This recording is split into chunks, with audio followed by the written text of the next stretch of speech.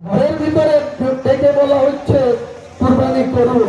রাজ্যের মুখ্যমন্ত্রী আমাকে নিজে বলেছে যে ঠিক আছে, আপনি মুসলিমদের জন্য কুরবানি করতে চাইছেন, কোনো ওপেন প্লেসে করেন না, পার্সোনাল লেভেলে আপনারা রাগ ঠাক রেখে করুন। আপনি মুখ্যমন্ত্রী, আপনি এক কথা বললেন, আর আপনার এখানকার পুলিশ বিরাট বড় বাহাদুর হয়ে গেছে, মুসলমানদের উপরে ছড়ি ঘুরাবে, আপনি ক্ষমতার অপব্যবহার করবেন। কোনো মতেই আমরা কালকে পরিষ্কার বলছি, আপনারা কেউ ওপেন প্লেসে রাস্তার ধারে কোনো মতেই কুরবানি করবেন না। যার যা পশু আছে আপনারা নিজেদের ফেরা পেটের জায়গায় করবেন, আর যারা কুরবানির চামড়াটা খাট পুড়ে মাটিতে পুঁতে দেবে। আর কোন মাংস এক গ্রাম থেকে আর এক গ্রামে দিতে যাবে না। 4টের মধ্যে আপনারা কুরবানির সমস্ত প্রক্রিয়া সম্পন্ন করবেন। আর আপনাদেরকে আমি বলে যাচ্ছি, যদি গাইবান্ধা থানা, হরিহরপাড়া থানা, বেলডাঙ্গা থানা, রেজিনগর থানা, শক্তিপুর থানা, এই বহরমপুর সাব ডিভিশনের 5টা থানা বহরমপুরকে আমি ছেড়ে রাখলাম, কারণ বহরমপুরে মাত্র 25% মুসলিম বসবাস করে।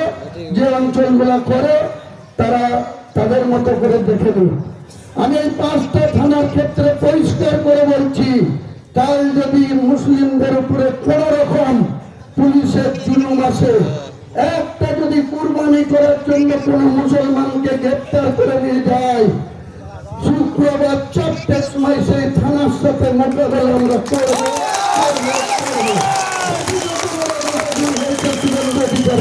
কত বড় মুখ্যমন্ত্রী হয়েছে যে 1 মাসের মধ্যে তিনি অঘোষিত মুসলিম বিরোধিতা করবেন। আর আমরা বিরোধিতা করলে আমাদেরকে তার ক্যাবিনেট সদস্য নিদান দিচ্ছে, আমাদেরকে ভারতবর্ষের বাইরে যেতে হবে। মোদীজি কেন গিয়ে সৌদি আরবে মাথা নত করে?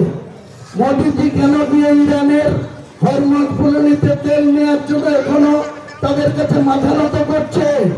আমি হুমায়ুন কবির বলছি, এখানে আমাদের উপরে আক্রমণ আসলে ইরানে সেই খবর পৌঁছিয়ে দেবো। আমেরিকা পাচ্ছে না ইরানের সঙ্গে মোকাবেলা করতে, ইসরায়েল পাচ্ছে না। তারা ভেবেছিল 28শে ফেব্রুয়ারি ভোরবেলায় ইরানকে আক্রমণ করে 7 দিনের মধ্যে গুড়িয়ে দেবে। আজকে মাস হয়েছে, ফেব্রুয়ারি থেকে আজকে শেষ হতে যাচ্ছে, এখনো ইরান পিছু হটেনি। 10টা বোমা খেয়েছে, তার প্রতি উত্তরে 8টা বোমা মেরেছে। কাজেই আমরা মুসলমান জাতি, আমরা কাপুরুষ না, আমরা আক্রমণ করতে চাই না। আমরা এখনো ভারতবর্ষটা হিন্দুস্তান হয়নি। সংবিধান দিক থেকে এখনো ভারতবর্ষ ধর্ম নিরপেক্ষ একটা রাষ্ট্রের নাম। সেই পশ্চিম বাংলায় ক্ষমতায় এসে শুভেন্দু অধিকারী হাতির পাঁচ পা দেখেছে, যেখানে যা খুশি করবে আমাদের উপরে। তুমি যেখান থেকে এমএলএ হয়ে মুখ্যমন্ত্রী হয়েছে, আমি এখানকার এমএলএ, আমি এখানে শেষ কথা বলবো। আমি কোনো অন্যায় করবো না, আর কোনো মতেই তোমার পুলিশের কাছে মাথা নত করবো না।